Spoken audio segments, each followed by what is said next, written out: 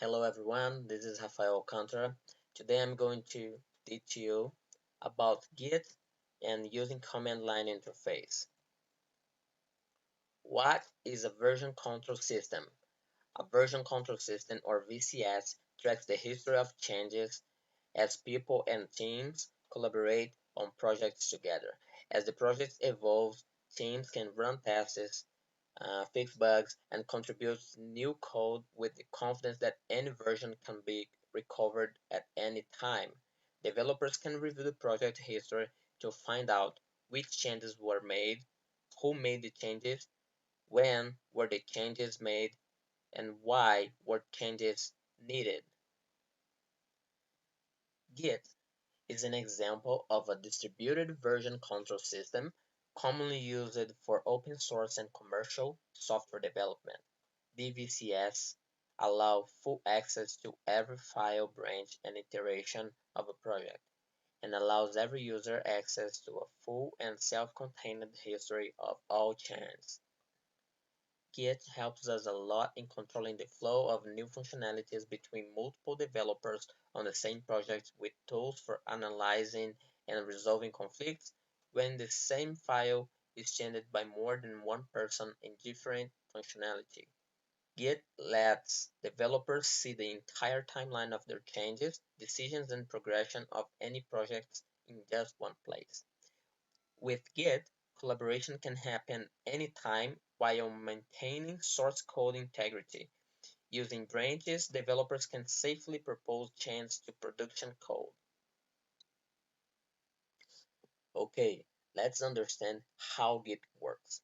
Imagine you are working in a project, for example, a website, and you create a folder to place every file you will need in your project. For example, HTML files, CSS files, and JS files. So this folder you just created, is called working directory. You want to use Git for version controlling your website, so you can do it creating a repository inside this folder. How can you do that? You can use this command, Git Init. When using Git Init, you are going to create a repository inside this folder you are working on. So now you have a local repository. The next step is send all the files you have here inside your working directory to the staging area. So to do it, you need to use this command here, git add. This command is going to send all the files you have here to here, that is a staging area. Staging area is a place that all your files need to go before going to the local repository. Okay, the next step is sending everything that is in the staging area to the local repository. To do it, we are going to use this command here, Git Commit. So this command is very important. This command is going to create a point in the history of your project. So every time, for example, you want to return to that point, you can use the hash that this command is going to create for you. So to do it, we just need to type git commit, and all the files that are in the staging area is going to enter here your local repository. So this is how Git works. So we have the working directory, that is the folder you have all the files you are working on right now. So then when you finish, you send all the files to the staging area, and after this you are going to send all the files from the staging area to your local repository. Let's talk a little bit about the remote repository. So this guy right here. Okay, imagine you are working with a team, so you want all the team to have your code. So you can send this from the local repository to the remote repository. For example, you can use this guy here that is very famous, GitHub. So GitHub is a remote repository you can send your code, and all your team will have access to that code. You can use this command here, Git Push, to send all the things you have in your local repository to your remote repository. Okay, imagine that now your project is in a remote repository, so your team did some change. So you need to update your files in your local repository so you can have the same project. You can use this command, git pull. So this command is going to update your local repository with all the changes that were made in the remote repository. Perfect. We are done here. Now let's go to command line so I can show you everything working.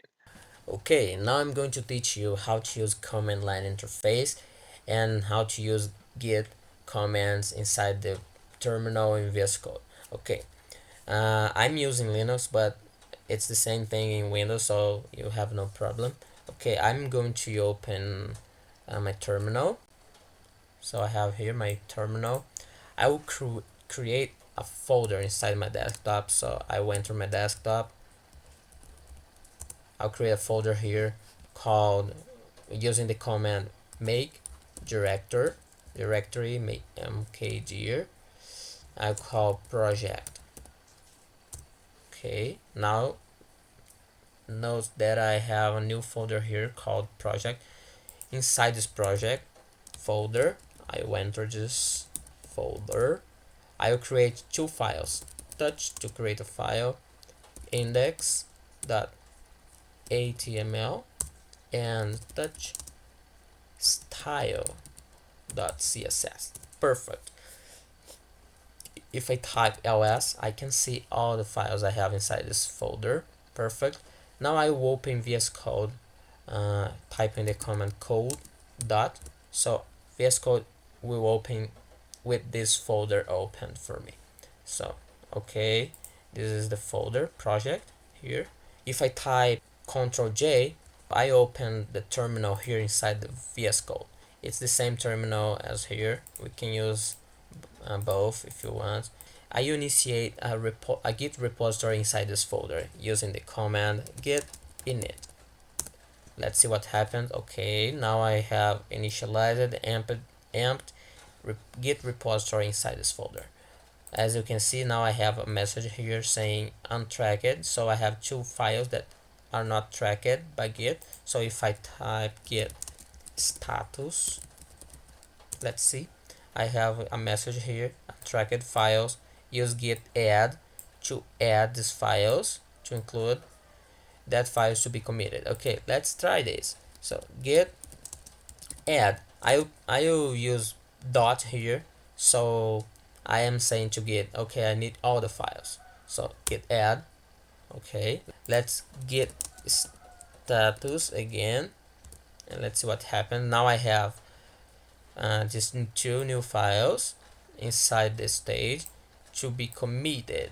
So let's commit these files. To commit these files, we can use the command git commit. So I'll type -m to type a message to explain what I'm doing here. The message will be add main files to git to my repository, to my local repository. Okay, this is the message I'm going to say with this commit. So I type enter. Okay, now note that the message is gone and I have a message here, two files changed. Perfect. Okay, so let's git status again to see what happens. Okay, on branch master, nothing to commit, working tree clean. Okay, perfect. So let's use another command, git log, to see our commits. Let's see what happened. Git log, as you can see here, add main files to local repository. Perfect. So this is the commit I did right now. Okay, perfect. So imagine you are working in your file, so you make a change. So I will create this and just type, oops, just type some hello world here. Okay. Note that I have a message here again saying modified. So let's see what happens if I type here git status. Okay, I have a file, so I need to git add again. So git add dot. Okay, now I added this file, and git commit minus m. I type a message and change index file. Okay, so I commit this change. Perfect. Also the message is gone. Let's see what happened here with git